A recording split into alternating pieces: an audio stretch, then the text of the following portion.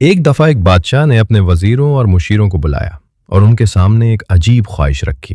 بادشاہ نے کہا، میں چاہتا ہوں کہ مجھے ایک ایسی خاص انگوٹھی بنوا کر دی جائے جس پر ایک ایسا جملہ لکھا ہو کہ جب میں بہت خوش ہوں اور اسے پڑھوں تو میری خوشی میں ٹھہراؤ آ جائے، میں مغرور نہ ہوں، اور جب میں بہت دکھی یا مشکل میں ہوں اور اسے پڑھوں تو مجھے سکون مل جائے۔ تمام وزیر اور عقل مند لوگ سر جوڑ کر بیٹھ گئے۔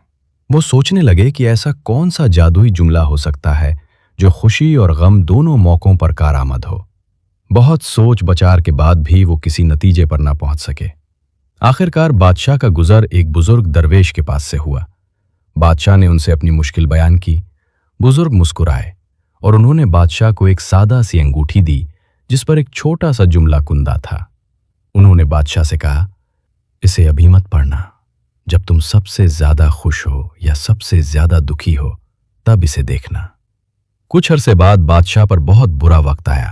اس کی سلطنت خطرے میں پڑ گئی اور وہ بہت مایوس ہو گیا۔ مایوسی کے عالم میں اس کی نظر انگوٹھی پر پڑی۔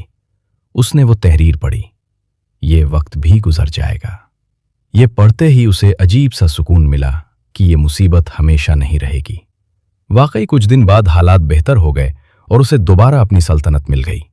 بادشاہ بہت خوش ہوا اور جشن منانے لگا۔ اپنی کامیابی کے نشے میں جب وہ بہت پرجوش تھا تو دوبارہ اس کی نظر انگوٹھی پر پڑی۔ وہاں لکھا تھا، یہ وقت بھی گزر جائے گا۔ یہ پڑھ کر بادشاہ فوراً سنجیدہ ہو گیا اور سمجھ گیا کہ یہ اقتدار، یہ خوشی اور یہ زندگی بھی ہمیشہ کے لیے نہیں ہے۔ اسے عاجزی اختیار کرنی چاہیے۔ سبق: دنیا میں کوئی بھی چیز دائمی نہیں ہے، چاہے خوشی ہو یا غم، دونوں عارضی ہیں۔ اس لیے نہ تو خوشی میں آپے سے باہر ہونا چاہیے اور نہ ہی غم میں امید چھوڑنی چاہیے۔ خوشی ہو یا غم، یاد رکھیں یہ وقت بھی گزر جائے گا۔ اللہ پر یقین رکھیں۔ اگر یہ کہانی پسند آیا ہو تو ویڈیو کو لائک ضرور کریں اور اپنے دوستوں کے ساتھ شیئر کریں، اور مزید بہترین واقعات کے لیے چینل کو ابھی سبسکرائب کریں۔